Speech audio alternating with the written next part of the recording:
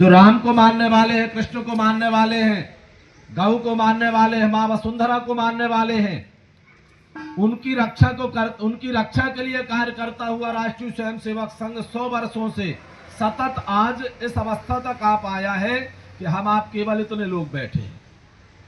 सब कोई दुकान चला रहे हैं, कोई व्यापार कर रहे हैं, कोई चाय पी रहे हैं, कोई ट्रक चला रहे हैं, और हम सनातनी आपस में एक दूसरे की आनंद ले रहे हैं, मजा ले रहे हैं। वो बैठे हैं 4 लोग, वो हिंदू सम्मेलन चल रहा है और बाकी के हिंदू लगे हैं अपने कामों में।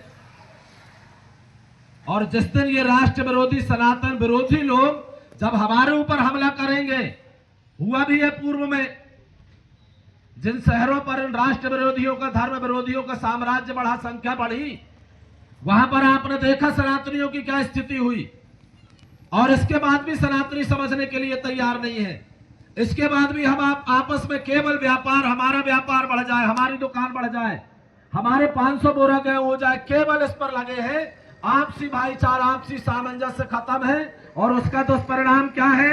हम सनातनी बढ़ते जा रहे हैं और स्थिति हो गई कि हम कटते कटते हमारी संख्या आज इस स्तर पर पहुंच चुकी है कि ये बैठे हैं सनातन के लोग। विचार करने की बात है, सनातन के देश में सनातन का पर्व मनाया जाए और सनातनियों की संख्या ना हो, यह शर्म करने की बात है।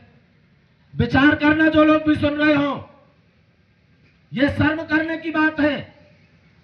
हमारे धर्म का एकत्रीकरण हो रहा हो और हमारे यहाँ पर ऐसी स्थिति आवे, ऐसा लग रहा हो जैसे मानो 26 जनवरी का पर्व मनाने के लिए गिने चुने मजबूरी में कर्मचारी आकर के बैठ जाते हैं या बच्चे बैठ जाते हैं।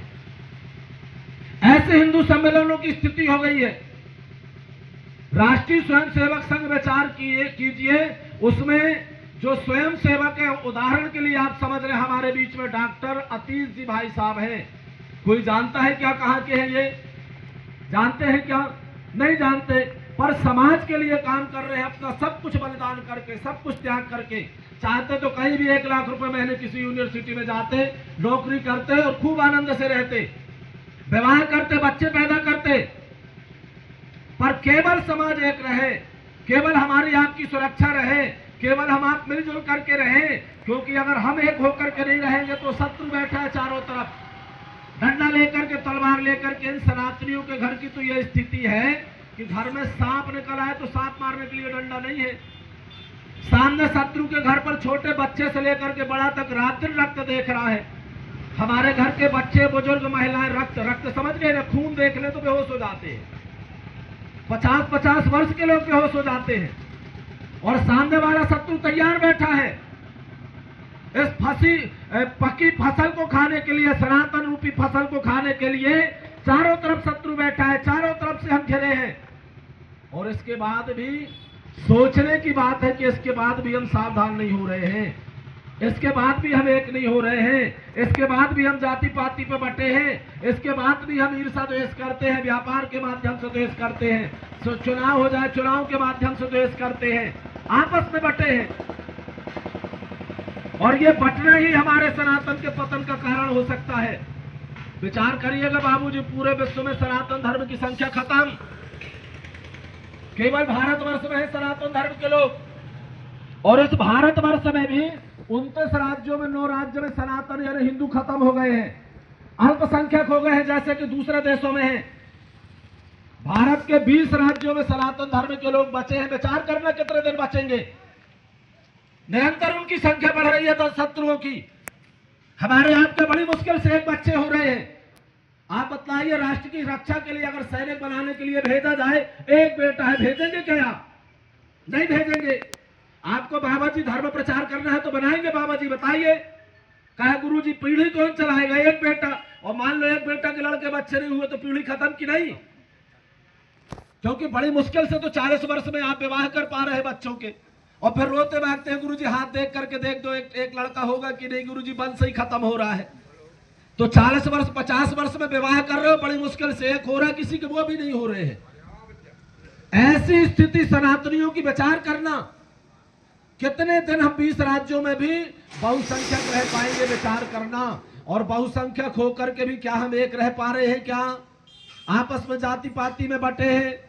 जो थोड़ी मोड़ी सामंजस्य बनती है तो ये राजनेता बांट देते हैं, और हम आपस में सनातनी इन राजनीतिक लोगों का शिकार होते हुए जाति पाति में बट करके, समाज में बट करके हमने अपने आप के अपने पैरों में ही कुल्हाड़ी मार लिया। आने वाली पीढ़ी को क्या कर पाएंगे बताइए आप? आने वाली पीढ़ी की अगर हम सुरक्षा नहीं कर पाए, हम एक नहीं हुए, तो आने वाली पीढ़ी सुरक्षित रहने वाली नहीं है, ये गांठ बांध लें। इसलिए आज हमें सावधान होना पड़ेगा। संपत्ति कमा कर रख जाएंगे महत्वपूर्ण नहीं, पूत का पूत तो का धन संचय, और पूत सपूत तो का धन संचय।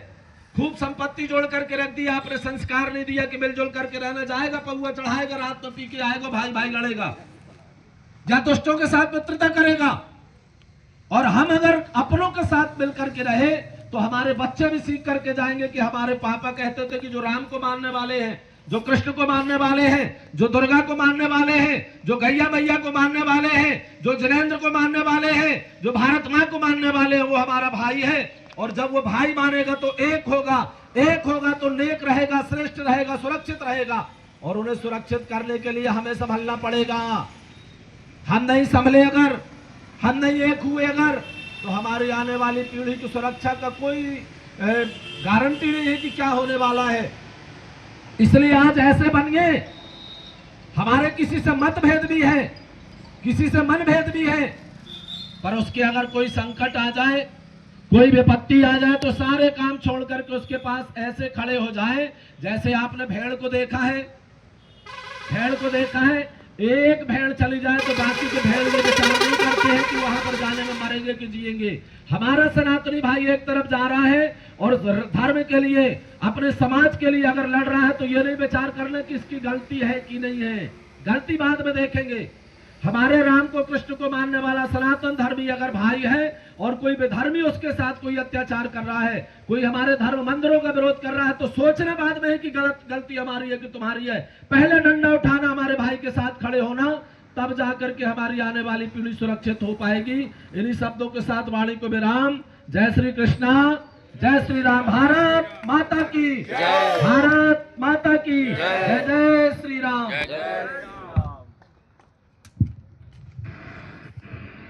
बहुत बहुत धन्यवाद।